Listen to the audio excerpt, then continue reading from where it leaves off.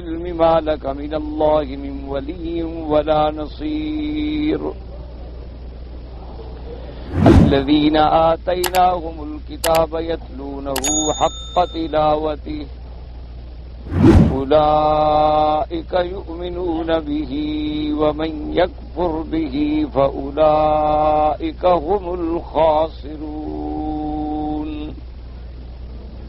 قال المؤلف والمفسر رحمه الله تعالى أدام النفع بعلومه وعلومكم في الدارين آمين إلى أن قال ابن جرير يعني بقوله جل ثناؤه ولن ترضى عنك اليهود ولا النصارى حتى تتبع ملتهم وليست اليهود يا محمد صلى الله عليه وسلم ولا النصارى براضية عنك أبدا ودع طلب ما يرضيهم ويوافقهم وأقبل على طلب رضا الله في دعائهم إلى ما بعثك الله به من الحق. اب مفسر رحمت اللہ علیہ ان آیات مبارکہ میں ارشاد فرماتے ہیں کہ ابن جریر رحمت اللہ علیہ نے اس آیت پہ فرمایا، یعنی اس آیت کا مطلب یہ ہے، معنی یہ ہے، خلاصہ یہ ہے کہ وَلَيْسَتِ الْيَهُودُ يَا محمد صلی اللہ علیہ وسلم وَلَا النَّصَارَى رَاضِيَةً عَنْكَ، کہ نہ یہودی اور نہ نصرانی یہ دونوں ہرگز راضی نہیں ہوں گے آپ سے. فَدَّعَ طَلَبَ مَا يُرْضِيهِمْ وَيُوَافِقُهُمْ، تو آپ چھوڑ دیں ان کو راضی کرنے کی کوشش، ان کو جو وہ چاہتے ہیں آپ چھوڑیں، یہ ہرگز آپ سے راضی نہیں ہوں گے. وَأَقْبِلَ عَلَى طَلَبِ رِضَا اللَّهِ فِي دُعَائِهِمْ إِلَى مَا بَعَثَكَ اللَّهُ بِهِ مِنَ الْحَقِّ، اور آپ پوری توجہ فرمائیں اس چیز پہ جو اللہ تبارک و تعالیٰ نے آپ کو بھیجا مبعوث فرما کر، بس آپ اسی پہ رہیں، آپ اپنی دعوت پہ جمے رہیں. آپ یہود اور نصارہ کے لیے جو وہ چاہتے ہیں تاکہ نرمی کریں وہ راضی ہو جائیں، وہ ہرگز آپ سے راضی نہیں ہوں. لیکن یہ بات بھی یاد رکھیں ہمیشہ کہ ایسے آیات مبارک قرآن مقدس میں جہاں جہاں بھی ہیں، اصل خطاب تو ہوتا ہے حضور پاک صلی اللہ علیہ وسلم کو، لیکن مقصود تنبیہ جو ہے وہ امت کو ہوتی ہے. ورنہ اللہ کے نبی صلی اللہ علیہ وسلم سے تو یہ محال ہے کہ کبھی وہ یہود و نصارہ کو راضی کرنے کے لیے اپنے راستے سے ہٹ جائیں، سوال ہی پیدا نہیں ہوتا. اللہ کے پیغمبر تو معصوم ہیں، اور اللہ کا تبارک و تعالی جن کو مقام رسالت و نبوت سے سرفراز فرماتے ہیں تو اللہ کے علم میں وہ اس کے مستحق ہیں. اس لیے اللہ نے فرمایا کہ اللہ اعلم حیث یجعل رسالتہ، اللہ ہی جاننے والے ہیں جہاں وہ اپنی رسالت رکھتے ہیں کہ کون میری رسالت کا بوجھ اٹھا سکتا ہے، متحمل ہو سکتا ہے، امانت اور دیانت اور صداقت کے ساتھ اس فریضے کو نبھا سکتا ہے. تو ایسے ہدایات جب آتے ہیں تو خطاب حضور پاک صلی اللہ علیہ وسلم کو ہوتا ہے، اور مقصود جو ہے وہ تنبیہ ہوتی ہے امت. اب جیسے اللہ نے فرمایا وَلَئِنِ اتَّبَعْتَ أَهْوَاءَهُمْ، اگر آپ نے ان کی خواہش کی اور یہود و نصارہ کی خواہش کی طرف پیروی کر لی تو پھر آپ کا کون ہے اللہ کے سوا مددگار؟ پھر تو آپ کا بھی کوئی مدد کرنے والا نہیں ہوگا. جیسے اللہ نے فرمایا لَئِنْ أَشْرَكْتَ لَيَحْبَطَنَّ عَمَلُكَ وَلَتَكُونَنَّ مِنَ الْخَاسِرِينَ، کہ اگر آپ نے شرک کیا تو ہم آپ کے عمل بھی برباد کر دیں گے. اللہ کے نبی تو شرک سے پاک ہیں، اللہ تبارک و تعالیٰ کے نبی تو گناہوں سے پاک ہیں، چاہے جائے کہ ان سے شرک ہو نعوذ باللہ. تو مقصد یہ ہے کہ تاکہ امت کو یہ بات سمجھ آ جائے کہ جب اتنا بڑا حکم اللہ اپنے نبی کو فرما رہے ہیں تو اگر غیر نبی نے کوئی ایسی بات کی تو ان کا انجام کیا ہوگا. اور اسی لیے آپ دیکھ لیں آج یعنی اس قرآن کی آیت مبارک کو سامنے رکھیں اور پورے آپ یعنی عالم پہ نظر ڈالیں کہ جس ملک میں بھی مسلمان ہیں وہ ذلت، نکبت اور یعنی ہر لحاظ سے، اقتصادی لحاظ سے، معاشی لحاظ سے، ترقی کے لحاظ سے، قوت کے لحاظ سے، طاقت کے لحاظ سے ہر جگہ وہ ذلیل ہو چکے. اس کی وجہ کیا ہے کہ اللہ نے صاف جب فرما دیا کہ اگر آپ یہود و نصارہ کی پیروی کریں گے تو ما لک من اللہ من ولی ولا نصیر، پھر اللہ کی طرف سے کوئی آپ کا مددگار نہیں. تو جب اللہ مدد چھوڑ دیں گے تو ہم ذلیل ہو جائیں گے اور کیا ہو جائے، کیونکہ اصل مسلمان کے لیے نصرت تو اللہ کی ہے نا۔ تو جب اللہ تبارک و تعالیٰ اپنی ولایت اور نصرت ہم سے اٹھا لیں تو پھر ہم جیسا بیکار دنیا میں کوئی نہیں، پھر ہم یعنی ہم تو ان سے بھی بیکار ہو جائیں گے کہ نہ ہم دنیا کے رہے اور نہ ہم دین کے رہے، یعنی ہم نے اپنے اللہ اور اللہ کے رسول کو نافرمانی سے راضی کر لیا، اور جن کو راضی کرنے کے لیے چلے تھے وہ بھی ہمارے نہ بنے، وہ بھی ہمیں منافق سمجھتے ہیں کہ جب یہ لوگ اپنا دین چھوڑ سکتے ہیں تو کل ہمارے ساتھ کب تک رہیں گے، یعنی ان کی نظروں میں بھی ہم منافق بن گئے اور اللہ کے رسول کو بھی ہم نے ناراض کر لیا۔ تو نتیجہ کیا نکلا؟ وہی جیسے اللہ معاف کرے گندی مثال ہے کہ دھوبی کا کتا گھر کا نہ گھاٹ کا، ہم نہ ادھر کے رہ گئے نہ ادھر کے رہ گئے، اب ہر طرف سے ادھر اللہ کے عذاب بھی ہم پر ٹوٹ رہے ہیں اور دشمنوں کی مار بھی ہمیں پڑ رہی۔ اب دیکھیں کسی ملک میں آپ دیکھیں گے کہ پانی قطرہ نہیں، دریا خشک پڑے ہوئے، آبادیاں برباد ہو گئی، جب پانی ہی نہیں ہے تو کاشت کیا ہوگی؟ وجعلنا من الماء كل شيء حي، اللہ نے ہر چیز کو پانی سے زندگی بخشی ہے۔ اگر پانی ختم ہو جائے تو صاف ظاہر ہے کہ آبادیاں خود بخود ختم ہو گئی، کاشت ختم ہو گئی، واٹر لیول اتنے ڈاؤن ہو گئے ہیں کہ اب پینے کے پانی کے لیے بھی وہ لوگ جو دریاؤں کے کنارے پہ ہیں ترس رہے۔ اچھا، اور بعض ملکوں میں ایسے طوفان ہیں کہ جو کچھ تھا وہ طوفان اٹھا کے اپنی لپیٹ میں لے گئے، کہیں آندھیوں کا طوفان ہے، کہیں پانی کا طوفان ہے، کہیں ریت کا طوفان ہے، کہیں گرد و غبار ہے، اور کہیں مسلمان آپس میں لڑ رہے ہیں اور لاکھوں لوگ روزانہ ایک دوسرے کے ہاتھوں سے قتل ہو۔ اس کی وجہ آپ دیکھ لیں، وجہ کیا ہے کہ اللہ کی مدد ختم ہو گئی۔ مالک من ولی ولا نصیر، اللہ نے اپنی مدد فرما فیصلہ کر دیا کہ وَلَئِنِ اتَّبَعْتَ أَهْوَاءَهُمْ، اگر ان لوگوں کی کافروں کی خواہش کی پیروی تم کرو گے، ان کے پیچھے تم چلو گے تو ہماری مدد ختم۔ تو جب اللہ کی مدد ختم ہو گئی اور جن کے پیچھے ہم چل رہے ہیں وہ بھی ہمیں اپنا ماننے کے لیے تیار نہیں، وہ بھی اعتبار کرنے کے لیے تیار نہیں، وہ بھی کہتے ہیں کہ یہ تو منافق لوگ ہیں جو اپنا دین مذہب چھوڑ کے آ گئے، ان کا ہمارے ساتھ کیا بھروسہ ہے، کل ہمارے ساتھ کیا کریں گے، تو لہذا ان کو اور ستاؤ اور ذلیل کرو تاکہ ذلت کے آخری کناروں پر یہ چلے۔ حالانکہ سب سے پہلے زمانے میں آپ اندازہ کریں کہ ان لوگوں کو یہ خوف ہوتا تھا کہ کہیں میں مسلمان کے ہاتھ سے نہ مارا جاؤں۔ جب سیدنا امیر المؤمنین سیدنا عمر فاروق رضی اللہ تعالی عنہ پہ قاتلانہ حملہ ہوا اور مسجد رسول پاک صلی اللہ علیہ وسلم میں عین محراب میں نماز کی حالت اور صفوں کی تیاری اور باوضو اور مسجد رسول اللہ صلی اللہ علیہ وسلم اور ممبر و محراب پہ کھڑے ہیں، اور اس نے خنجر مارا جب فیروز نے، ابو لولو فیروز المجوسی نے، تو حضرت عمر رضی اللہ تعالیٰ عنہ نے سب سے پہلا یہ سوال کیا، قاتل پکڑا گیا، اب یہ بتلاؤ قاتل مسلمان ہے کافر ہے؟ انہوں نے کہا بھی قاتل جو مجوسی ہے کافر کر۔ الحمدللہ، اللہ کا شکر ہے کہ میں مسلمانوں کی تلوار سے نہیں مرا، تاکہ میں کسی فتنے میں مبتلا نہیں ہوا۔ کافر کے ہاتھ سے تو مسلمان بڑھتا رہتا ہے، شہید ہوتا ہے، وہاں تو کوئی غم کا مسئلہ ہی نہیں۔ اور آج مسلمان کا گلا کاٹ رہا ہے اور وہ کہتا ہے کہ میں حق پہ ہوں، وہ کہتا ہے میں حق پہ ہوں، وہ کہتا ہے میں حق پہ ہوں، وہ کہتا ہے میں حق پہ ہوں۔ وجہ کیا ہے کہ اللہ کی مدد اٹھ گئی، اللہ کی نصرت ختم ہو گئی، اللہ تبارک و تعالی نے اپنی نصرت کے فیصلے ہٹا دیے اور ہم دنیا میں در بدر اور ذلیل و خوار اور رسوا ہو گئے۔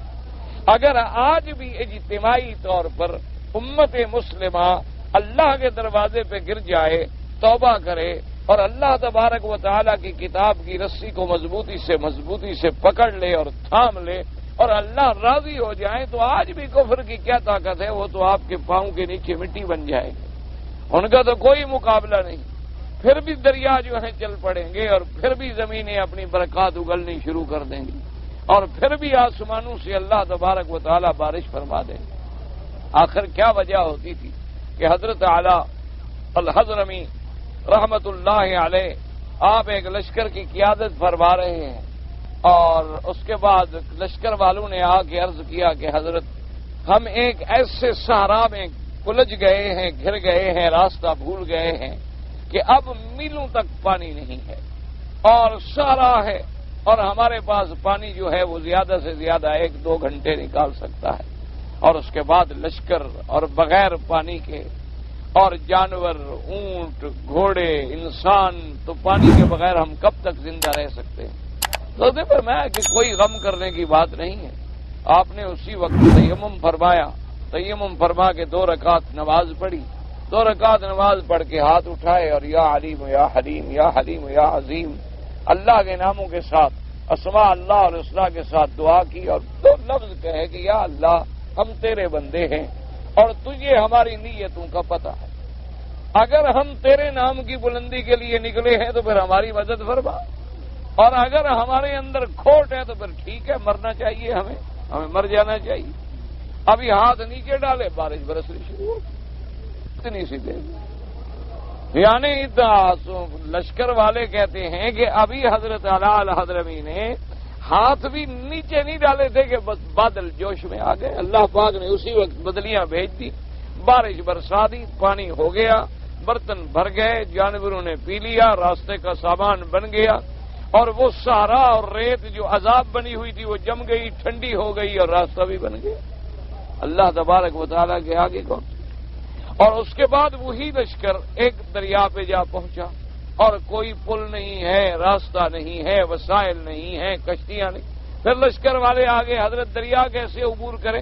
فرمایا کوئی ایسی بات نہیں. اسی وقت 2 رکعت نماز پڑھی اور دعا مانگی، اور فرمایا چلو دریا. سواریاں دریا پہ ڈال دیں اور سارے صحابہ پار ہو گئے. آپ نے فرمایا بھی کسی کی کوئی چیز تو نہیں رہ گئی. تو ایک لشکری نے شکایت کی کہ میری ایک سوئی تھی کپڑے سینے کی، وہ گر گئی. ان کے لیے تو بھائی وہ بھی جائیداد تھی نا. تم سمجھتے ہو نا کہ یار دیکھو سوئی ڈھونڈ رہے تھے. جن آدمیوں کو سوئی بھی سالوں میں 1 دفعہ ملی ہو تو اس کے لیے کتنی قیمتی ہوگی. تو آپ نے فرمایا کہ اچھا. پھر آپ نے دعا کی کہ اللہ اپنی مچھلیوں کو حکم دو، میرے ساتھی کی سوئی کیسے گم ہو گئی. تو ایک مچھلی منہ میں سوئی لے کے کنارے پہ آ گئی. آج تم سارے مولوی اکٹھے کر کے زور لگاؤ، اللہ تبارک و تعالی رحمت کرے، جو پہلے امید ہوتی ہے وہ بھی ختم ہو جاتی ہے. آخر کیا وجہ ہے؟ قرآن تو آپ زیادہ پڑھتے ہیں ان سے، دعائیں بھی آپ بڑی لمبی لمبی کرتے ہیں. صحابہ نے تو میرے خیال میں ایک دن میں کبھی 2 طواف بھی اکٹھے نہیں کیے ہوں گے. آپ لوگ تو ماشاءاللہ 10 طواف بھی کرتے ہیں اور ایک دن میں 5 عمرے بھی کر لیتے ہیں، اور ماشاءاللہ بڑی جد و جہد بھی کر رہے ہیں. لیکن حالات وہیں کے وہیں ہیں. وجہ کیا ہے؟ یاد رکھو، اس کی وجہ یہ ہے کہ ہمارے اندر حرام آ گیا. اور جب اللہ کرامت فرمائے بدن میں حرام داخل ہو جائے پھر دعائیں منظور نہیں ہوتی. ایک بات ہمیشہ کے لیے. اب آپ دیکھ لیں جتنے حاجی تھے نا بیچارے بڑے خوش ہو کے بیچارے ایک ڈبہ گلے میں لٹکائے ہوئے، وہ بینکوں نے دیا تھا حاجیوں کو سود کے پیسے کا. اب جس حاجی نے سارے حج میں اسی سود والے ڈبے میں پانی پیا ہو، زمزم بھی اسی میں پیا ہو، حاجی کو ادھر خیال ہی نہیں، فکر ہی نہیں کہ کیا ہے کیا نہیں ہے. سمجھا دو چھوڑو جی، کمال کرتے ہو، ہم نے کو لیا ہے، ہم کو نے دے دیا، بس دے دیا، جو دے دو گلے میں ڈال لیں گے.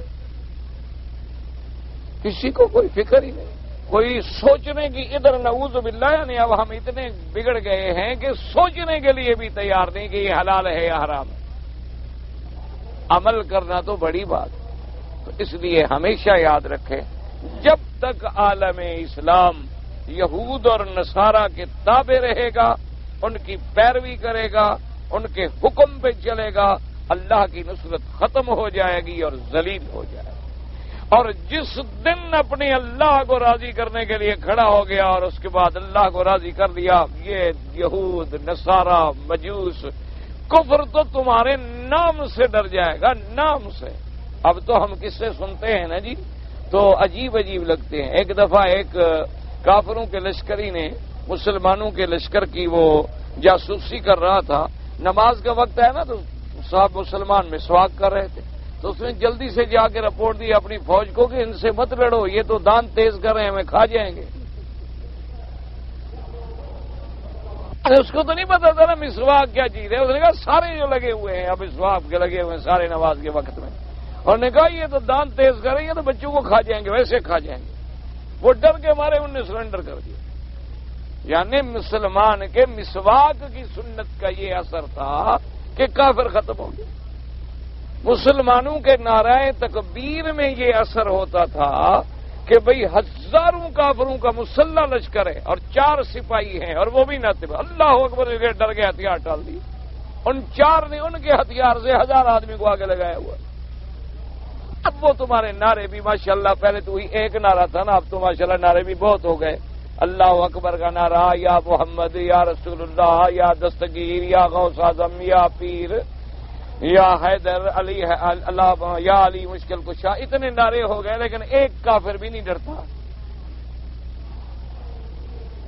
آخر وجہ کیا ہے؟ نعرے بڑھتے جا رہے ہیں اور کافر جو ہے وہ اور بہادر ہو رہا ہے۔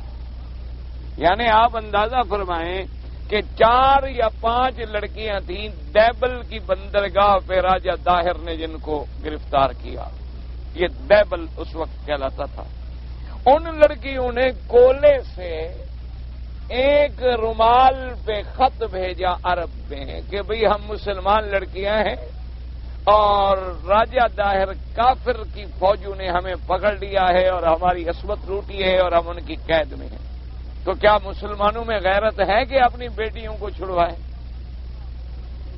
تو محمد ابن قاسم یہاں سے چلا یلغار کرتا ہوا تمام کفر کو روند ڈال، تباہ و برباد کر دیا اور پورا ملک فتح کر ڈالا۔ اور آج ہم مسلمانوں کی 500 عورتوں کی ہندو ننگے ڈانس کروا کے فلمیں بناتے ہیں اور ہم بغیرت زندہ ہیں۔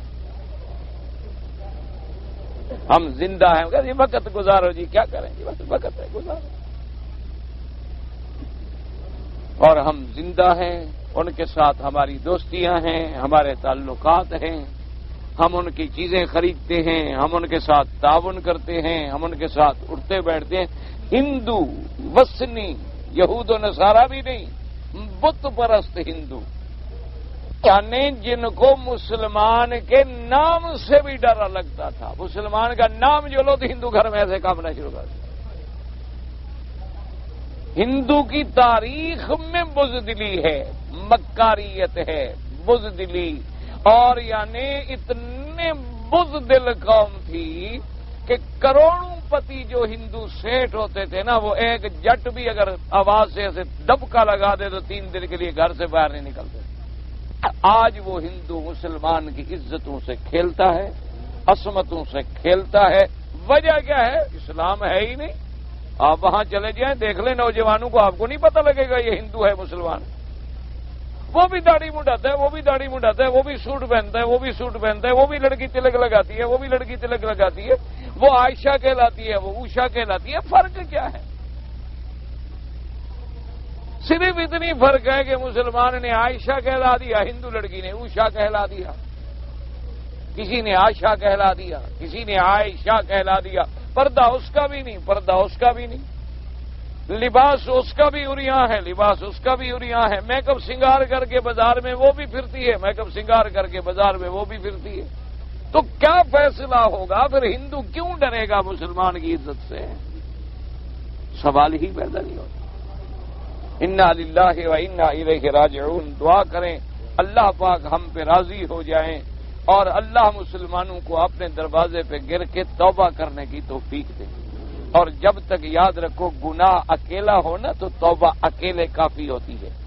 یعنی مجھ سے گناہ ہو گیا، مجھے توبہ کرنی چاہیے، آپ سے ہو گیا، آپ کو کرنی چاہیے۔ لیکن جب گناہ اجتماعی ہو جائے جس میں پوری امت مبتلا ہو جائے تو جب تک توبہ بھی اجتماعی نہیں ہوگی اللہ کی رضا نہیں ہے۔ اللہ کی رضا حاصل کرنی ہے تو اب امت کو اجتماعی طور پہ خدا کے دروازے پہ گرنا چاہیے، اجتماعی طور پہ توبہ کریں، اجتماعی طور پہ اللہ کو راضی کرنے کی کوشش۔ جب قرآن صاف ہے تو قرآن کبھی بدل سکتا ہے۔ اب قرآن کہتا ہے کہ یہود و نصارہ آپ سے کبھی راضی نہیں ہوں گے، تو آپ کیسے راضی کر سکتے ہیں؟ جس اللہ نے پیدا فرمایا وہ فرما رہے ہیں کہ یہ کبھی آپ کے ساتھ نہیں بن سکتے، آپ سے راضی نہیں ہو سکتے، بالکل چھوڑ دیں آپ ان کو، اپنا کام کریں آپ۔ اس لیے فرماتے ہیں قل ان ھدی اللہ ھو الھدی، اے قل یا محمد صلی اللہ علیہ وسلم ان ھدی اللہ الذی بعثنی بہ ھو الھدی، یعنی ھو الدین المستقیم الصحیح الکامل والشامل اللہ نے فرمایا میرے مدنی آپ ان کو فرما دیں کہ ہدایت کا راستہ تو وہ ہے جس کو اللہ نے مجھے دے کے بھیجا ہے، وہی صراط مستقیم ہے، وہی شریعت کاملہ شاملہ ہے، اس کے علاوہ اور کوئی ہدایت نہیں کہ میں دوسری کی طرف دیکھوں۔ اور اس کے بعد فرماتے ہیں قال قتادہ فی قوله تعالی قل ان ھدى اللہ هو الہدى خصومة علم اللہ محمد صلی اللہ علیہ وسلم اصحابہ یخاصمون باہل الضلالہ، یعنی اللہ نے فرمایا کہ یہ ایک ایسی چیز ہے جو اللہ نے اپنے پاک پیغمبر اور ان کے صحابہ کو سکھلا دی کہ جھگڑنا ہے تو آؤ جھگڑا کرو، لیکن حق یہ ہے جس پہ ہم ہیں، تم جس پہ ہو حق نہیں ہے۔ قال قتادہ وبلغنا ان رسول اللہ صلی اللہ علیہ وسلم كان يقول لا تزال طائفة من امتی يقاتلون على الحق ظاہرین لا يضرهم من خالفهم حتى يأتي امر اللہ۔ قلت هذا الحديث مخرج من صحيح عبد الله بن عمرو۔ اس طرح حضرت قتادہ فرماتی ہیں کہ حضور پاک صلی اللہ علیہ وسلم نے فرمایا لا تزال طائفة من امتی، ہمیشہ ایک جماعت رہے گی میری امت سے، یقاتلون علی الحق، جو حق کے لیے جہاد کرتے رہیں گے، لا ظاہرین لا یضرهم من خالفهم، اور وہ اپنے حق پر الحمدللہ اللہ کی مدد سے غالب بھی ہوں گے، ان کو کوئی مخالفت کرنے والا نقصان بھی نہیں پہنچائے گا۔ غالب کا معنی یہ ہوتا ہے کہ وہ حق کے دلائل کے ساتھ غالب ہے۔ الحمدللہ اب بھی دنیا میں ہر ملک میں ہر علاقے میں اللہ کی رحمت سے ایسی جماعت حق کا موجود ہوتی ہے جو دین پہ قائم ہے، جو اللہ کی توحید، حضور پاک صلی اللہ علیہ وسلم کی نبوت اور رسالت، صحابہ رضوان اللہ علیہم اجمعین کے طریقے پر قائم ہے۔ مفسر فرماتے ہیں کہ حدیث صحیح کے اندر بھی موجود ہے، اللہ نے فرمایا وَلَئِنِ اتَّبَعْتَ أَهْوَاءَهُمْ بَعْدَ الَّذِي جَاءَكَ مِنَ الْعِلْمِ مَا لَكَ مِنَ اللَّهِ مِنْ وَلِيٍّ وَلَا نَصِيرٍ۔ اللہ نے فرمایا میں اپنے پاک پیغمبر کو کہ میرے مدنی صلی اللہ علیہ وسلم ہم نے آپ کو علم بھی عطا فرمایا، نبوت بھی عطا فرمائی، اور آپ کو ہم نے خبر بھی کر دی کہ یہود و نصارہ کبھی آپ کے خیر خواہ نہیں بن سکتے۔ اگر اس کے بعد آپ نے ان کی اتباع کی تو پھر تیرا اللہ کی طرف سے مدد نہیں ہوگی۔ اگر اللہ اپنے نبی کو یہ فرما دے تو ہم کون ہیں؟ اگر ہم ان کی پیروی کریں گے تو ہماری مدد کیسے ہوگی؟ فیہ تحدید ووعید شدید للامہ، ان آیات مبارکہ میں حضور کی امت کے لیے بڑی سخت وعید اور تحدید ہے۔ ان اتباع طرائق الیہود والنصارى بعدما علموا من القرآن والسنہ عیاذا باللہ من ذلك فإن الخطاب مع الرسول والامر لامته۔ اب مفسر رحمۃ اللہ علیہ فرماتی ہیں ان آیت مبارک میں حضور کی امت کے لیے بڑی تحدید ہے، بڑی وعید شدید ہے، ان اتباع طرق الیہود والنصارى، کہ وہ یہود و نصارہ کے طریقوں کی اتباع نہ کریں۔ بعدما علموا من القرآن والسنہ، اللہ نے جب ان کو قرآن و سنت کا علم عطا فرما دیا ہے تو قرآن و سنت کے علم کے بعد قرآن و سنت کو چھوڑ کے یہود و نصارہ کے طریقے پہ اگر چلیں گے، اللہ نے اتنی بڑی سخت وعید فرما دی۔ اللہ تبارک و تعالی نے فرمایا وَلَئِنِ اتَّبَعْتَ أَهْوَاءَهُمْ بَعْدَ الَّذِي جَاءَكَ مِنَ الْعِلْمِ مَا لَكَ مِنَ اللَّهِ مِنْ وَلِيٍّ وَلَا نَصِيرٍ۔ اگر اللہ کی طرف سے علم آنے کے بعد آپ نے یہود و نصارہ کی اتباع کی تو پھر اللہ کی طرف سے کوئی مدد نہیں ہوگی۔ آج آپ ایمان سے دیکھیں، ایک ایک آدمی کی شکل پہ نظر ڈالیں، صورت پہ نظر ڈالیں، سیرت پہ نظر ڈالیں، اس کے گھر کے ماحول پہ نظر ڈالیں، کتنے خوش نصیب ہیں جو بچے ہوئے ہیں، ورنہ دیکھیں سب یہود و نصارہ کا طریقہ، سب یہود و نصارہ کا، یعنی ہماری شکلیں ہیں تو وہی۔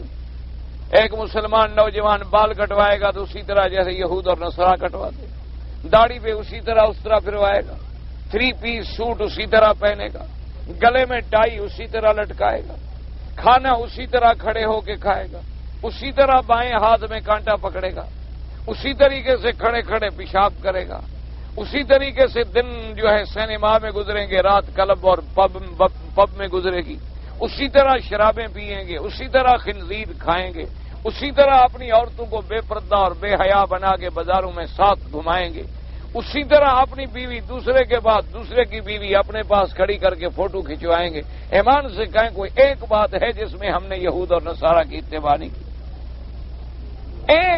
مجھے ایک بات بتلائیں، شکل میں، صورت میں، سیرت میں، کردار میں.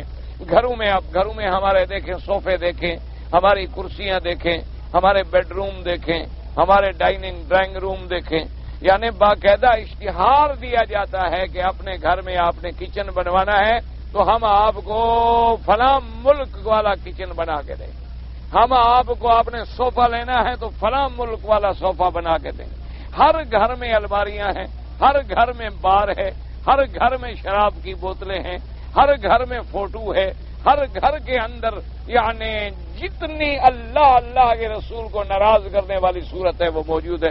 اچھا، ہندو کو کتے سے پیار، کافر کو انگریز کتا رکھتا ہے، مسلمان بھی کتا رکھتا ہے. انگریز کتے کو ساتھ بٹھاتا ہے، مسلمان بھی کتے کو کار میں ساتھ بٹھاتا ہے. انگریز کی لڑکی کتے کا منہ چومتی ہے، مسلمان کی لڑکی بھی کتے کا منہ چومتی ہے. انگریزوں نے بھی کتوں کے نام رکھے ہوئے ہیں، مسلمانوں نے بھی کتوں کے نام رکھے ہوئے ہیں. وہ بھی شام کو بڑے آدمی کی دلیل ہے کہ کتے کا پٹا ہاتھ میں پکڑ کے سیر پہ نکلے گا. مسلمان بھی بڑا آدمی اپنی بیگم کو اور بیٹی کو اور کتے کو لے کے شام کو سیر پہ نکلے گا. یعنی ایک بات مجھے بتلا دیں، ایک بات جس میں ہم نے یہود اور نصارہ کی تقلید نہیں کی. مجھے ایک مثال دے دیں. یہ چند ہم پرانے طالب علم ملا مولوی سر پھرے جن کا آگا پیچھا بھی کوئی نہیں بیچاروں کا. ہمیں تو چونکہ روٹی ملتی ہے نا قرآن حدیث کے نام سے، یہ نہ ملے تو نعوذ باللہ ہم کل چھوڑ کے بھاگ جائیں. میں تو عند اللہ سچی بات ہے، کوئی ناراض ہو جائے یا راضی ہو جائے، اصل ہے اللہ کی رضا. میں تو ماننے کے لیے تیار ہی نہیں کہ مکے مدینے میں لوگ جو ہیں اللہ رسول کے لیے رہتے ہیں. اگر 1% بھی ہو تو بڑی بات. کوئی راضی ہو ناراض ہو، ان میں بھی شامل ہوں، یہ نہیں کہ میں باہر ہوں، یعنی میں بھی ان میں شامل ہوں. آج اگر مکے مدینے میں محض اللہ کی رضا اور حرمین کی محبت، حضور کی محبت میں 1000 میں 1 آدمی ہو تو شاید ہو،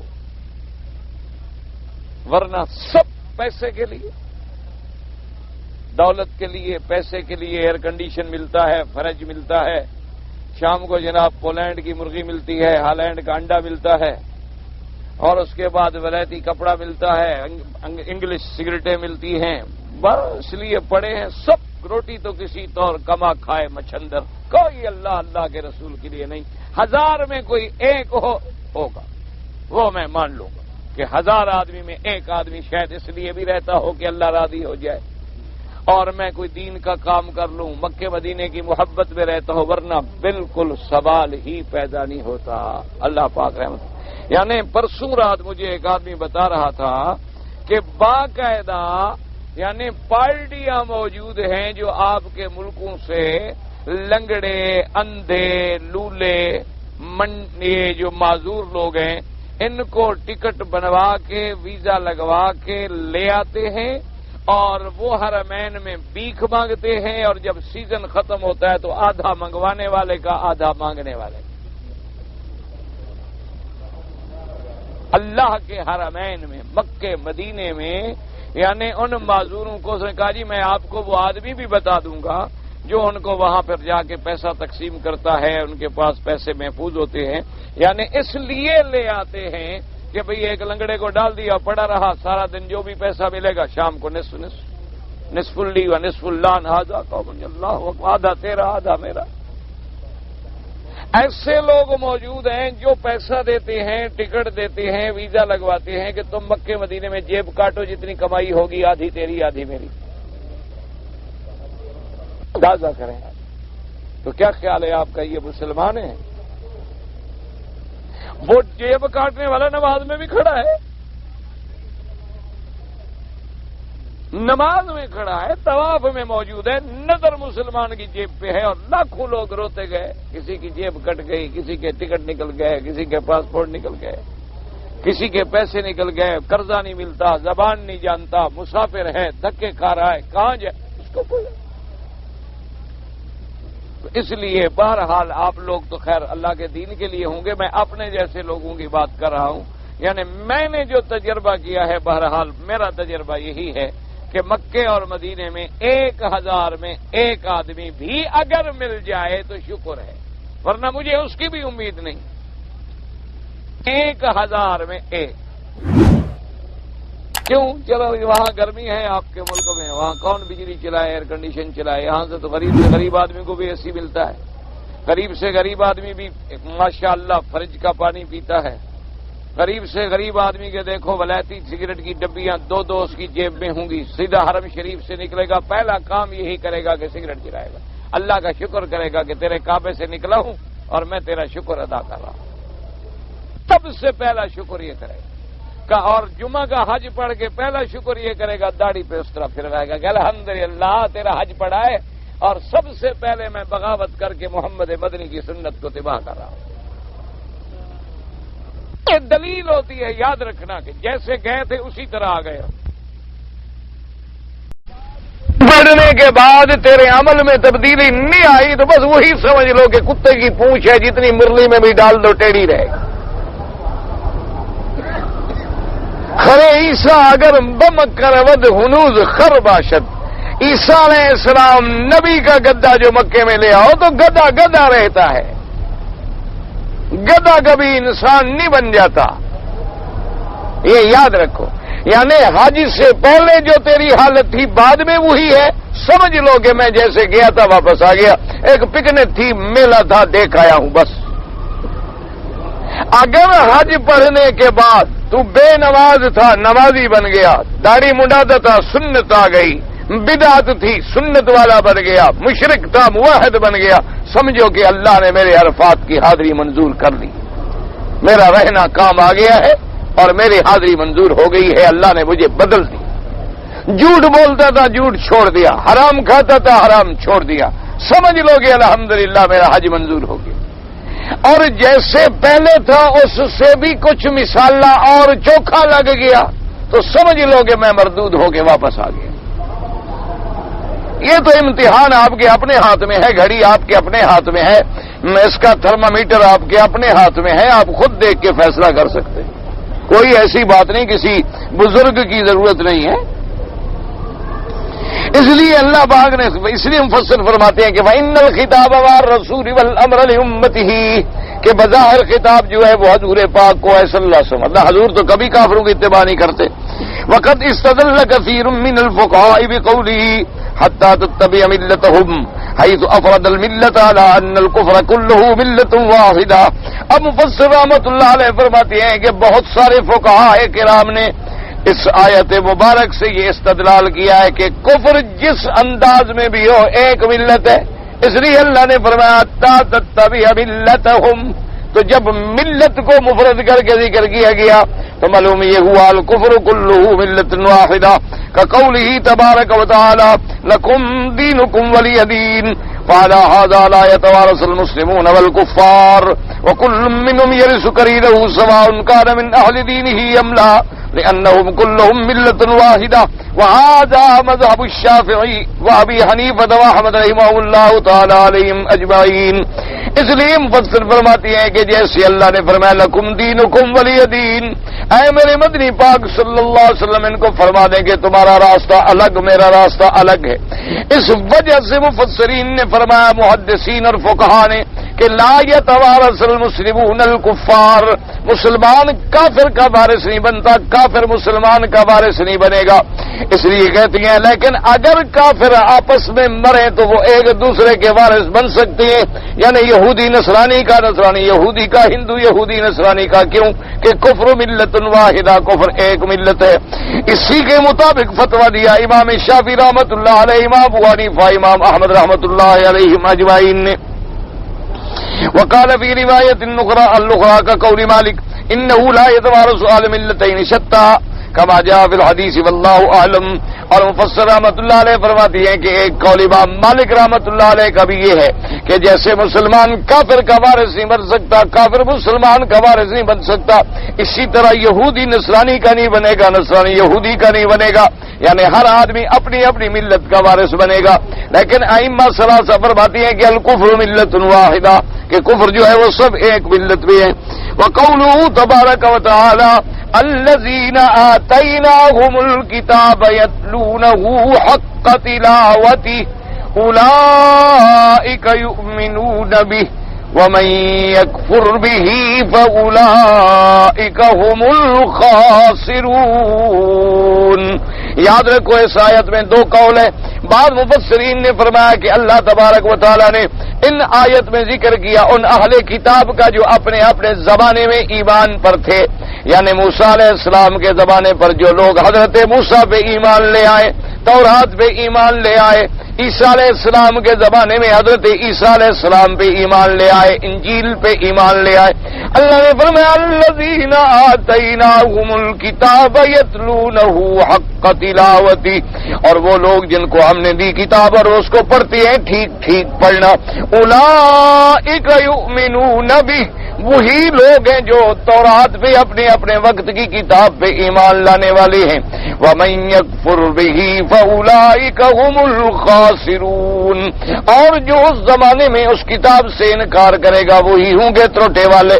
لہذا بعض مفسرین فرماتی ہیں کہ یہ آیت اہل کتاب کے بارے کے اندر ہے کہ حضرت موسیٰ علیہ السلام کے زمانے میں حضرت موسیٰ علیہ السلام کو ماننے والے، تورات پہ عمل کرنے والے مومن، حضرت عیسیٰ علیہ السلام کے زمانے میں حضرت عیسیٰ کو ماننے والے، انجیل کے ماننے والے مومن، اور پھر ان اہل کتاب میں سے جن لوگوں کو اللہ نے نصیب فرمایا اور وہ حضور پر بھی ایمان لے آئے، حضرت آقا انعامدار حضرت محمد مصطفیٰ پر بھی ایمان لے آئے اور قرآن پر بھی ایمان لے آئے، اس لیے اللہ نے ان کو دوہرا اجر عطا فرمایا. اولئک یؤتون اجرہم مرتین، ایک اپنی کتاب پہ عمل کرنے کا، ایک اللہ کے قرآن پہ عمل کرنے کا. اور بعض علماء فرماتے ہیں کہ یہ آیت جو ہے اس کا اہل کتاب سے تعلق نہیں، بلکہ اس آیت کا تعلق جو ہے وہ اصحاب محمد مصطفیٰ سے ہے. اللہ نے فرمایا میرا بدنی الذین آتیناہم الکتاب یتلونہ حق تلاوتہ، وہ لوگ جن کو ہم نے قرآن عطا فرمایا، کتاب عطا فرمائی اور وہ اس کو پڑھتے ہیں ٹھیک ٹھیک پڑھنا، یہی مومن ہے ایمان لانے والے. اچھا، یتلونہ حق تلاوتہ یعنی اللہ کی کتاب کو پڑھنا اس کے حق کے ساتھ. اس کا کیا معنی ہے؟ بعض علماء نے فرمایا اس کا معنی یہ ہے کہ جب قرآن پڑھے تو قرآن پاک کے مخارج کا خیال رکھے، قرآن پاک کے قرات کا خیال رکھے، قرآن پاک کے لحن اور الفاظ کی ادائیگی کا خیال رکھے، کہیں غلط نہ پڑھے. اور بعض علماء نے فرمایا یتلونہ حق تلاوتہ، اس کا معنی یہ ہے کہ جب رحمت کی آیت آ جائے تو اللہ سے رحمت مانگے، اور جب عذاب کی آیت آ جائے تو اللہ سے پناہ مانگے، اور جہاں کوئی تسبیح کی آیت آ جائے تو اللہ کی تسبیح بیان کرے، تنزیہ و تقدیس بیان کرے، اور جہاں استغفار کی آیت آئے تو استغفار کرے، جہاں دعوات کی دعائیں آئے تو وہاں اللہ تبارک و تعالیٰ سے دعائیں مانگے. یہ ہے یتلونہ حق تلاوتہ.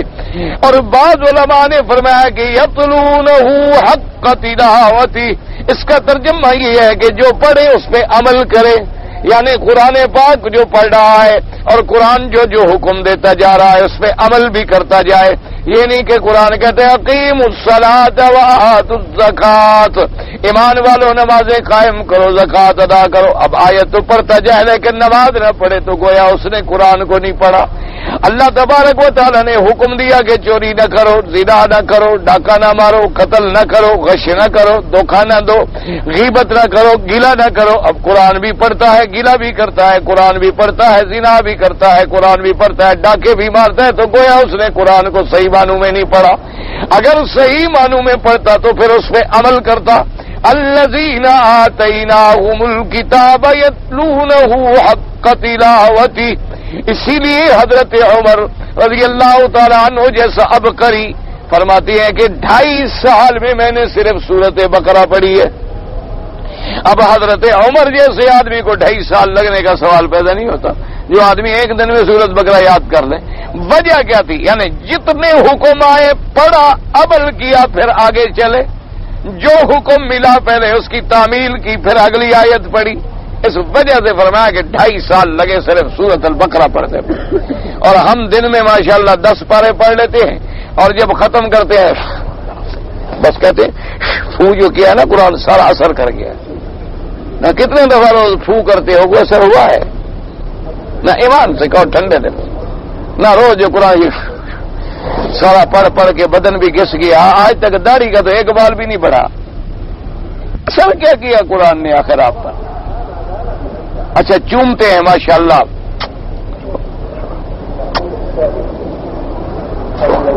وہ سارا دن جو قرآن لگاتے ہو منہ کو ایمان سے کہو داڑھی آ گئی ہے، اتنا فائدہ ضرور ہو گیا کہ قرآن قیامت میں جو تم لگاتے ہو نا گواہی دے گا کہ میرا اللہ اس نے تیرے کتاب کا بھی حیا نہیں کیا، چہرے پہ لگا کے اس طرح پھرواتا، یہ ٹکڑا بھی گواہی دے گا کیا؟ یہ فائدہ ہوگا کہ تم روزانہ اللہ کے قرآن کو اپنے خلاف گواہ بنا رہے، کیا کہ بندے ڈاکٹر نسخہ لکھ دے اور تم چوم کے جیب میں رکھ لو تو بیماری چلی جائے گی۔ آخر دوائی خریدو گے، استعمال کرو گے، جن چیزوں سے منع کرے گا ان سے رکو گے، وقت پہ دوا کھاؤ گے، پھر جا کے فائدہ ہو۔ اگر اللہ کے قرآن کو بھی صرف چومنا ہی تھا تو چومنے سے تو کوئی بھی نہیں لڑتا، کوئی چومنے سے لڑتا ہے بلا؟ چومنے سے تو کبھی جھگڑا نہیں ہوتا۔ آپ کسی مسجد میں بھی چلے جائیں، قرآن شریف چوم کے رکھ دیں، مجال ہے کوئی لڑے؟ کوئی مسجد والا جب ان کو کہو گے نماز پڑھو، اب وہ کہے گا تمہاری نماز ہے، اور سر تمہارے کو باپ کی نماز ہے نہیں پڑھتے، بس اب کام شروع ہوگا۔ جب وہ قبر پہ سجدہ کریں تم کو نہ کرو گے، کیوں نہ کریں؟ ہمارے باپ دادے کرتے تھے، بس اب بات شروع ہوگی۔ اگر صرف قرآن چوم کے رکھ دینا ہے، وہ کہے گا ٹھیک ہے، آتا ہے مسجد میں جھاڑو دیتا ہے، قرآن چومتا ہے، رکھ کے چلا جاتا ہے، السلام علیکم، جھگڑے کا سوال ہی پیدا نہیں ہوتا۔ جھگڑا کس بات کا؟ انا للہ و انا الیہ راجعون۔ فرمایا الذین آتیناہم الکتاب یتلونہ حق تلاوتہ، قال عبد الرزاق مولانا قتادہ اليہود والنصارى وهو قول عبد الرحمن بن زيد مختار بن جرير وقال سعيد قتادہ هم اصحاب رسول الله صلى الله عليه وسلم وقال ابن يحيى الكنابي قال كنا ابراهيم موسى وعبد الله بن عمران الاسباني قال اخبرنا يحيى ابن يمان حدثنا اسامة بن زيد نبي عمر بن الخطاب رضي الله تعالى عنه يتلونه حق تلاوته قال اذا مر بذكر الجنة سأل الله الجنة، جب قرآن پڑھو اور جنت کا ذکر آئے اللہ سے جنت مانگی، وَإِذَا مَرَّ بِذِكْرِ النَّارِ تَعَوَّذَ بِاللَّهِ مِنَ النَّارِ، اور جہنم کا ذکر آئے تو معافی مانگے کہ اللہ جہنم سے بچانا۔ وقال ابو القول الذي نفسي بيده حق تلاوته يحل حلاله ويحرم حرامه ويقرأه كما أنزله الله ولا يحرف الكلمة موازيه ولا يتأول منه شيئا على غير تأويله۔ حضرت عبداللہ ابن مسعود رضی اللہ تعالیٰ عنہ فرماتی والذی نفسی بیدی، مجھے قسم ہے اس ذات کی جس کے قبضے میں میری جان ہے، قرآن کو صحیح پڑھنے کا معنی یہ ہے کہ قرآن جن چیزوں کو حلال کرتا ہے حلال سمجھے، جن کو حرام کرتا ہے حرام سمجھے اور بچے، اور قرآن اسی طرح پڑھے جس طرح اللہ نے اتارا۔ ولا يحرف الكلمة عن مواضعه، اللہ کے قرآن میں کوئی تعریف بھی نہ کرے، تغییر بھی نہ کرے، نہ لفظی نہ معنوی۔ ولا يتأول منه شيئا على غير تأويله، اللہ کے قرآن کے ترجمے میں بھی کوئی تبدیلی نہ کرے، جو اللہ پاک نے فرمایا اسی پہ قائم رہے۔ وقضى رواه الرزاق بن عمر بن الخطاب منصور بن منصور قاسم مالك عن ابن عباس في هذا قال يحلون حلاله ويحرمون حرامه ولا يحرفونه عن مواضعه، یعنی اللہ نے قرآن میں جن چیزوں کو حلال کیا ان کو اپنائے، جن کو حرام کیا ان سے بچے۔ وقال ابن زیاد بن رواه سدنا ذلك وقال الحسن البصري رحمه الله تعالى يعملون بمحكمه ويؤمنون بمتشابهه وَيَكِلُونَ مَا أَشْكَلَ عَلَيْهِمْ إِلَىٰ عَالِمِهِ۔ حضرت حسن بصری رحمۃ اللہ علیہ فرماتے تھے قرآن کو صحیح معنی میں پڑھنے کا کیا مطلب ہے کہ جو قرآن کی محکم آیات ہیں ان پر ایمان لے آئے، اور جو متشابہ آیات ہیں ان کو محکمات کے تابع کر دے، اور جو بات مشکل آ جائے سمجھ نہ آئے تو قرآن کے کسی عالم کے بعد جاگے اس کو سمجھے اور اس کے مطابق چلے۔ وقال ابن زياد مخبرنا ابو ذر قال اخبرنا ابراهيم موسى قال اخبرنا ابن ابي زائده قال اخبرنا داؤد بن هند کرامت میں بعد بھی کوئی طرح تو قطر قائد حق اتباع قرآن کی پوری اتباع کرے۔ ثم قال والقمر اذا تلاها، یقول اتبعها یعنی پیروی، جب اس کے پیچھے چلے. وروان اکرمۃ ومتاوتا ومجاہد وابی رزین ابراہیم نخینا وذلك وقال سفیان الثوری وقال زبید بن عبد الله السلمي قال يتلو قاتل القائد بن وقع اتباعه. قال القرطبي وروى نصر بن عيسى عن مالك عن نافع عن ابن عمر رضي الله تعالى عنهما عن النبي صلى الله عليه وسلم في قوله يتلونه حق تلاوته قال يتبعونه حق اتباعه. قال ثم قال في سائر الرواة المجهولين فيما ذكر الخطيب الله انما انا حسين سند میں دو مجہول راوی ہیں لیکن کہتے ہیں معنی ٹھیک ہے. وقال ابن موسى ابو موسى الاشعري رضی اللہ عنہ ریاض الجنہ، حضرت ابو موسیٰ شریف فرماتے تھے جو قرآن کی پیروی کرے گا، قرآن کا دامن پکڑے گا، قرآن پہ چلے گا تو قرآن اس کو ریاض الجنہ پہ پہنچائے گا. وعن عمر بن الخطاب رضی اللہ تعالی عنہم الذین اذا مروا بآیت رحمت سالوها من اللہ. حضرت عمر نے فرمایا کہ جب تم قرآن پڑھو، جب رحمت کی آیت آئے تو اللہ سے رحمت کا سوال کرو. وَإِذَا مَرُّوا بِآيَةِ عَذَابٍ اسْتَعَاذُوا مِنْهَا، اور جب کوئی عذاب کی آیت آئے تو اللہ کے عذاب سے پناہ پکڑو. قال وقد روى النبي انه كان اذا مر بآية رحمة سأل واذا مر بآية عذاب تعوذ. ہمارے آقا سرکار مدینہ صلی اللہ علیہ وسلم جب قرآن پڑھتے رحمت کی آیت پہ آتے تو اللہ سے رحمت کا سوال کرتے، اور عذاب کی آیت پہ آتے تو اللہ تبارک و تعالی سے پناہ طلب کرتے. قال ابن وقوله اولئک یؤمنون به خبر ان الذين آتيناهم الكتاب يتلونه حق تلاوته اي من اقام كتاب من اهل الكتاب المنزل الانبياء المتقدمين حق اقامته، یعنی جو پہلے انبیاء بھی ہم نے کتابیں اتاری ان کی پوری پیروی کی. آمن بما ارسلتك به یا محمد صلی اللہ علیہ وسلم، اور جب ہم نے آپ کو بھیجا تو آپ پر بھی ایمان لے آئے. جیسے اللہ نے فرمایا وَلَوْ أَنَّهُمْ أَقَامُوا التَّوْرَاةَ وَالْإِنْجِيلَ وَمَا أُنزِلَ إِلَيْهِمْ مِنْ رَبِّهِمْ لَأَكَلُوا مِنْ فَوْقِهِمْ وَمِنْ تَحْتِ أَرْجُلِهِمْ. اللہ نے فرمایا کہ اگر وہ تورات و انجیل پہ عمل پیرا رہتی اور جو اللہ نے اتارا قرآن اس پہ عمل پیرا رہے تھے تو اللہ تبارک و تعالیٰ ان کو اتنے رزق دیتے کہ اوپر سے بھی کھاتے اور نیچے سے بھی. قال تبارک وتعالى قل يا أهل الكتاب لستم على شيء حتى تقيموا التوراة والإنجيل وما أنزل إليكم من ربكم أي إذا أقمتموها حق الإقامة وآمنتم بها حق الإيمان وصدقتم ما فيها من الأخبار بمبعث محمد صلی اللہ علیہ وسلم. اگر تم لوگوں نے تورات پر صحیح عمل کیا، اگر تم صحیح ایمان لے آئے اور ہم نے جو سابقہ کتابوں میں خبر دی ہے محمد مدنی صلی اللہ علیہ وسلم کی وہ بھی صحیح بیان کر دی.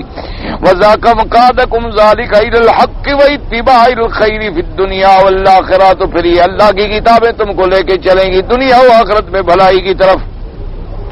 كما قال تعالى الذين يتبعون الرسول النبي الأمي الذي يجدونه مكتوبا عندهم في التوراة والإنجيل.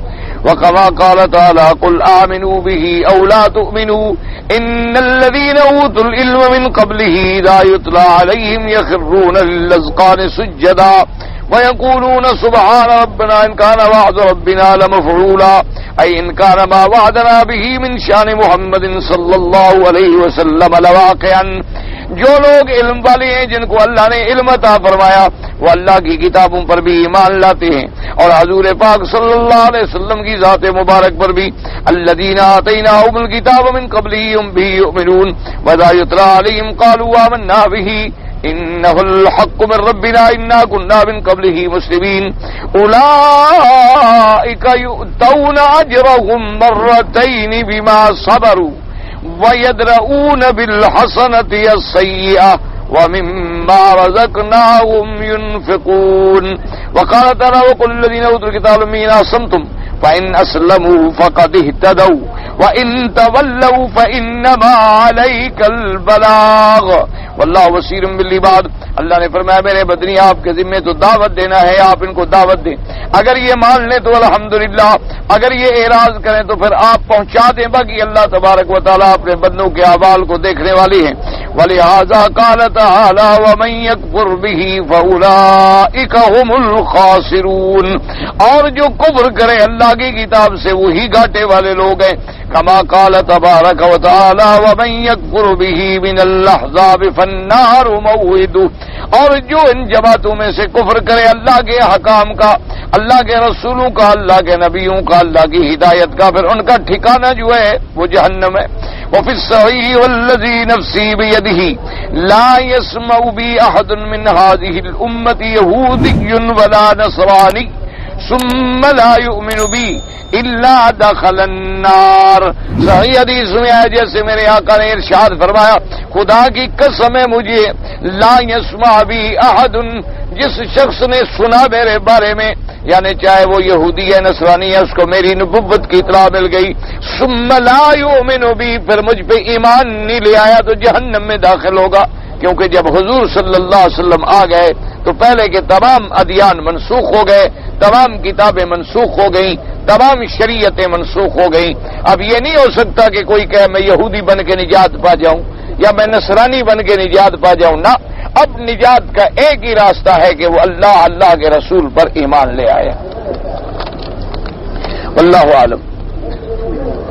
ایک آدمی حاجی بیمار تھا اور بیماری کی وجہ سے وہ طواف وداع نہیں کر سکا. اس پر کوئی جرمانہ نہیں، کیونکہ اگر بیمار ہے، معذور ہے تو طواف الوداع جو ہے معاف ہو جاتا. حاجی طواف زیارت نہیں کر سکا، طواف زیارت نہ کرے تو حج مکمل نہیں ہوتا اور تحلل بھی کامل نہیں ہوتا، یعنی اپنی بیوی کے لیے بھی حلال نہیں ہوتا. تو اس کو چاہیے کہ فوراً طواف زیارت بھی کرے، اور صفا مروہ نہیں دوڑا تو صفا مروہ بھی دوڑے، اور اس کے بعد ایک دم بھی ادا کریں. سادہ کپڑوں میں تو طواف زیارت بھی سادہ کپڑوں میں اب بھی کرے گا تو کپڑوں میں کرے گا، طواف بھی کپڑوں میں کرے گا، صفا مروہ بھی کپڑوں میں کرے گا. صرف نیت ہوگی کہ یہ طواف زیارت کی میں کر رہا ہوں قضا. حرم کے علاوہ دم کہیں نہیں دی جا سکتی، حد حرم کے اندر دینا ضروری ہے، اور وہ دم جو ہے اس کا گوشت بھی فقراء میں، غریبوں میں تقسیم کرے. حج سے پہلے عمرہ کرنا ضروری ہے؟ کوئی ضروری نہیں. ایک آدمی حج عمرے پہ آیا، بال کٹوانا بھول گیا، جب وہ جدے میں پہنچا تو اس کو یاد آیا بال کٹوا لیے. تو بہرحال دم تو نہیں پڑے گی، لیکن آئندہ غلطی نہ کرے. سنت یہی ہے کہ اگر عمرہ کرے تو پھر بال بھی حرم میں کٹوائے. حج مبرور جو ہے کس کو کہتے ہیں اور اس کی نشانی کیا ہے؟ حج مبرور کا معنی ہوتا ہے حج مقبول، یعنی جو اللہ کے ہاں قبول ہو جائے. اس کی ظاہری علامات تو یہ ہوتی ہیں کہ آپ کا پیسہ حلال کا تھا، پیسہ آپ کا حرام کا نہیں تھا، مال مشتبہ نہیں تھا، کوئی سود کا، ظلم کا، یتیموں کا، رشوت کا، غلط قسم کی چیز نہیں تھی، تیرا خالص حلال کے پیسے سے. دوسری علامت یہ ہے کہ تم نے حج جو ہے وہ سنت کے مطابق کیا، اس میں کوئی بدعات نہیں کی، کوئی غلطیاں نہیں کی. اور سب سے بڑی علامت یہ ہے کہ حج پڑھنے کے بعد تیرے اعمال میں تبدیلی آئی، تیرے حالات میں تبدیلی آئی، تیری شکل میں، صورت میں، سیرت میں، کردار میں، عمل میں. یا پہلے بھی اگر ایک آدمی نیک ہے لیکن حج کرنے کے بعد زیادہ رغبت ہو گئی عبادت میں، زیادہ رغبت ہو گئی نماز روزے میں، زیادہ رغبت ہو گئی اللہ کے کاموں میں، تو یہ علامت ہے قبول ہونے کی. ورنہ حقیقت کا علم اللہ کو ہے کہ کس کا قبول ہے اور کس کا قبول نہیں ہے. اگر کوئی آدمی سنت پڑھ لے یا نفل نماز پڑھ لے اور اس کے بعد دعا مانگے، کوئی بدعت نہیں، کوئی بنا نہیں، بالکل دعا مانگنی چاہیے. نماز کے بعد دعائیں جو ہیں وہ قبول ہوتی ہیں. اللہ تبارک و تعالی دعا منظور فرماتے ہیں، چونکہ نماز ایک اہم عبادت ہے. اس کے بعد جب دعا کرتا ہے آدمی تو وہ قبول ہوتی ہے، کوئی بدعت نہیں. تعویذ وغیرہ جو کرتے ہیں، بہرحال میں تو بھائی ان چیزوں کا قائل نہیں ہوں، کیونکہ اکثر لوگ جب یہ تعویذ کے دھندے میں پڑتے ہیں نا جی، تو پھر پٹڑی سے اتر جاتے ہیں. پہلے تو پھر قرآن حدیث ہوتا ہے، اس کے بعد پھر جوں بڑھتے گئے کوئی عملیات میں پڑ گیا، کوئی جفر میں پڑ گیا، کوئی نجوم میں پڑ گیا، تو نتیجہ یہ نکلتا ہے کہ آدمی راستے سے ہٹ جاتا ہے۔ لہذا اس سے اجتناب کریں تو بہتر ہے۔ حنفی مسلک کے مطابق نمازی کو نماز اس طرح پڑھنی چاہیے کہ وہ خود سنے بھی، جب لفظ پڑھ رہا ہے تو بس ٹھیک ہے، اور کوئی ضروری تو نہیں کہ اتنا زور سے پڑھے۔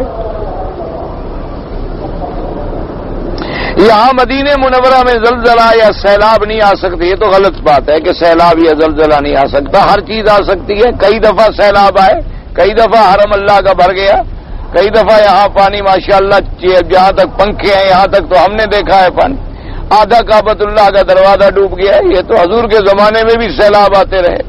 مانا یہ ہے کہ وہ جو فتنہ دجال ہے وہ داخل نہیں ہوگا، یہ مانا نہیں کہ دنیا کے معاملات یا بارشیں یا سیلاب یہ بھی نہیں آئیں گے۔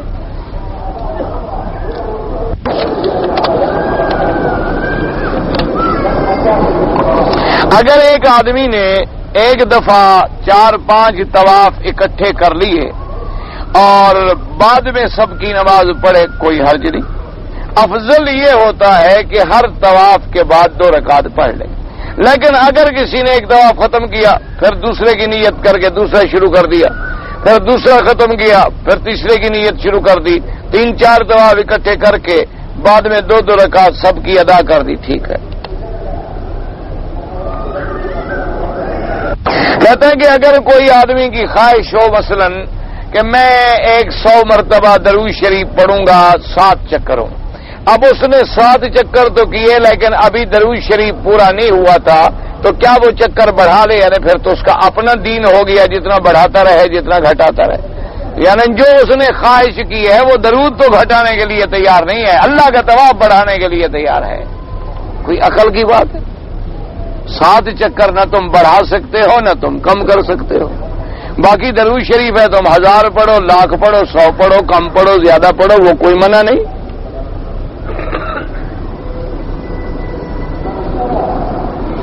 ایک دفعہ میں مدینہ منورہ گیا، واپسی پر میں نے احرام نہیں باندھا اور عمرہ بھی نہیں کیا۔ حنفی مسلک میں تو ضروری ہے، اگر نہ کرے تو پھر قضا کرے اور دم دے۔ باقی ائمہ فرماتے ہیں کہ اس کی عمرے کی نیت نہیں تھی، ایسے مثلا کام کے لیے گیا تھا یا ملنے گیا تھا یا زیارت کرنے گیا تھا، لیکن یہ نیت نہیں تھی کہ واپسی پہ عمرہ کروں گا، تو پھر اس پر کوئی دم نہیں پڑتی۔ اللہ پاک تمام مسلمانوں کے احوال پہ رحمت فرمائے۔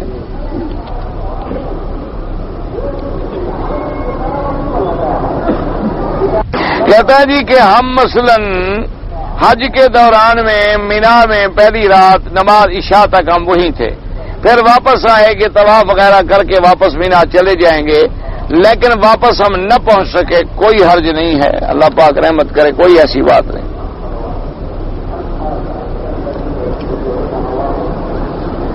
ایک لڑکی بیچاری کے رشتے، اللہ پاک جن کی بھی لڑکیاں ہیں اللہ سب کے رشتے آسان فرمائیں، اور اللہ تبارک و تعالی سب کی پریشانیاں جو ہیں وہ دور فرمائیں، کیونکہ آج کل شریف لوگ جو ہیں لڑکیوں والے، حقیقت یہ ہے کہ وہ بہت بڑے مصیبت میں مبتلا، کوئی شریف رشتہ ہی نہیں ملتا، اور آج کل جو لڑکے ہیں وہ شریف لڑکی چاہتے بھی نہیں، ان کو بھی لڑکی چاہیے جو ماڈرن ہو، اور حضور پاک نے ارشاد فرمایا حدیث مبارک میں کہ جب آدمی کی نکاح ہوتا ہے یا شادی ہوتی ہے تو حضور نے فرمایا کہ 3 چیزیں ہیں جن کو دیکھ کے آدمی شادی کرتا ہے، فرمایا دین، جمال اور نسب۔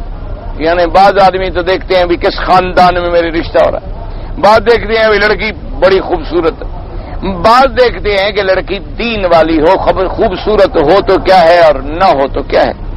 تو حضور نے فرمایا کہ اگر تمہارے سامنے یہ 3 چیزیں آ جائیں تو فختر ذات الدین، تم دین والی لڑکی کو چن لینا، جمال ہے نہیں ہے تو نہیں ہے، اگر کوئی بڑا خاندان ہے تو ہے، چھوٹا ہے تو نہیں ہے، یہ دیکھنا کہ لڑکی میں دین ہے کہ نہیں۔ اگر لڑکی میں دین ہے اور وہ چاہے بیچاری خوبصورت بھی نہ ہو، سیاہ رنگ ہو، وہ اس گوری لڑکی سے کروڑ درجے بہتر ہے جو بے حیا ہو، اور گوری لڑکی کو کیا کریں گے؟ اچھا پھر یہ حسن و جمال عارضی چیزیں ہیں، مثلا آج تم نے شادی کی، لڑکی بڑی خوبصورت تھی، اللہ معاف کرے گر گئی، چوٹ لگی، لنگڑی ہو گئی، اللہ معاف کرے گری اور حادثہ ہو گیا، چہرے کی شکل ہی بدل گئی، تو پھر کیا کر لو؟ تو یہ سارے معاملے اللہ کی طرف. اور بعض اوقات ہوتا ہے کہ لڑکی سیاہ فام ہے لیکن دیندار ہے، اس کے بطن سے اللہ تمہیں ایک بچہ دیتی ہے، وہ عالم بنتا ہے اور دنیا میں ہدایت کا ذریعہ بن جاتا ہے. اور تم ایک بڑی گوری چٹی لڑکی اور خوبصورت لڑکی لے آتے ہو، اس سے اندر سے ایک ایکٹر پیدا ہوتا ہے جو لاکھوں لوگوں کا ایمان برباد کر دیتا ہے. تو کیا کرو؟ فائدہ کیا رہے گا؟ قیامت میں اس کی وجہ سے جہنم میں جوتے تم کھاتے ہو. تو اس لیے ہمیشہ دین کو سامنے رکھا کریں. اور دوسری بات یہ ہے کہ اللہ پہ توکل کیا کریں، زیادہ لمبے چوڑی تلاشوں میں نہ پڑیں. اس لیے بھی رشتے نہیں ہوتے کہ آدمی کریدتا رہتا ہے، بال کی کھال نکالتا رہتا ہے. اللہ راستہ بنائے، 2 رکعت نماز پڑھو، استخارہ کرو، خیر ہے، السلام علیکم. اور کوئی لمبے چوڑے خرچ کی بھی ضرورت نہیں ہوتی ہے. جو اللہ نے تمہیں توفیق دی ہے، 2 جوڑے 1 جوڑا دیا، السلام علیکم، نکاح ہو گیا. نکاح ہو گیا، ایک دیگ پکائی، کھانا کھلایا، ولیمہ ہو گیا، السلام علیکم ورحمۃ اللہ. کیا ضرورت ہے لمبا چوڑا جناب افراد اور مکان اور کرائے اور بتیاں اور جھنڈیاں اور جہیز، اور پھر 20 سال تک ماں باپ کما کما کے قرضے اتارتے رہتے ہیں. ایسی شادی کا کیا فائدہ ہو؟ حضور نے فرمایا سب سے خوش نصیب وہ لڑکی ہوتی ہے جس کی شادی میں آدمی کو پریشانی نہ ہو، جس کا مہر زیادہ نہ ہو، جس کا اخراجات زیادہ نہ ہوں. بس اللہ کا نام پر سنت ادا ہو گئی، مہر مل گیا، جو توفیق ہوئی ولیمہ کر دیا، السلام علیکم. بس سارے بہرحال جن کے یہ مسئلے ہیں اللہ آسان فرمائے. عمرہ ادا کرنے کے بعد اپنے سر کے بال خود کاٹ لے، کوئی حرج نہیں، کاٹ لے.